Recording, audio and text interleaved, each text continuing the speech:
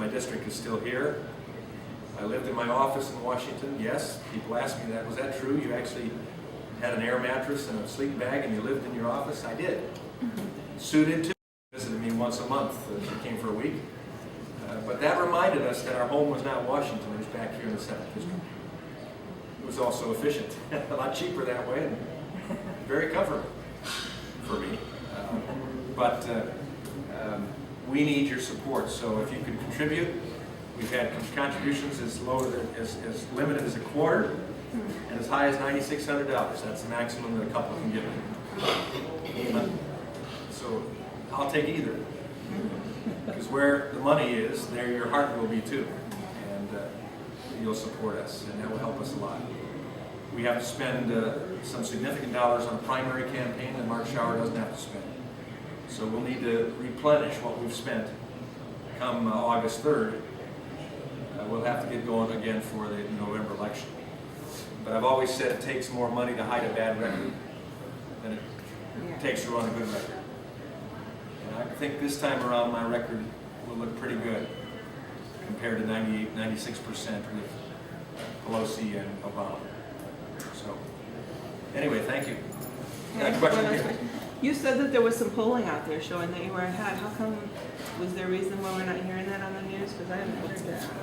You'll have to ask the newspapers that. They did put it out, some of them put it out when that first came out, but very few. But we found out, generally speaking, when a poll comes out that shows Walberg sliding or running behind or something, then they really print those. Yeah. Well, the fact that we know that there's a number of polls taken on this race, and we know for sure that, I shouldn't say for sure, I would have high expectations that in some of the gubernatorial polls that have been taken in this district, they generally will throw in a congressional candidate and probably some state house or senate candidates as well to see what's working, and the governor's candidates will decide who to sidle up next to.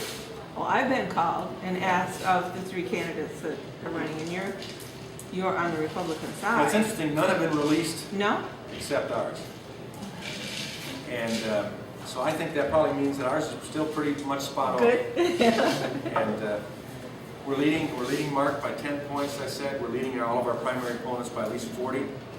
The primary opponent that would consider to be the toughest, strongest opponent of mine is running 8 points behind Mark Schauer and running 10 points behind the generic Republican.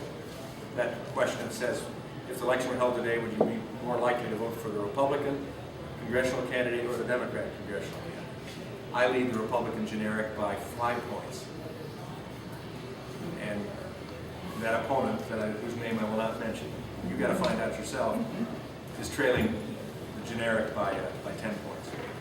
So we feel pretty solid now. In 5 weeks, a lot can happen. Remember, when John McCain announced he was leaving, I went from 12 points up to 2 points up. And the rest was history. The way I understand, and what I've seen so far, the people that had all the money to campaign and all that stuff in the preliminary, and the ones that wasn't even known much, didn't campaign much, didn't have the funds, won. In certain cases, yeah, that was true. That is true. I think the people are looking We, at the people, are sick and tired of the what's issues. going on. And we're going to change it. Well, we figure if we have enough to get our message out and show the contrast, which is going to be night and day contrast. Mark has 2 years now in Congress. I had 2 years in Congress. He voted for everything I wouldn't have voted for. So it's very simple. Night and day. And I don't care whether you call me night or you call me day. Just opposite of Mark Schauer.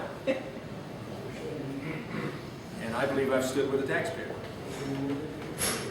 saying that you ought to have resources to spend the way you think best to spend it, and control it at the local level as much as possible, as opposed to sending it to Washington and then bowing and saying, please, please, give me.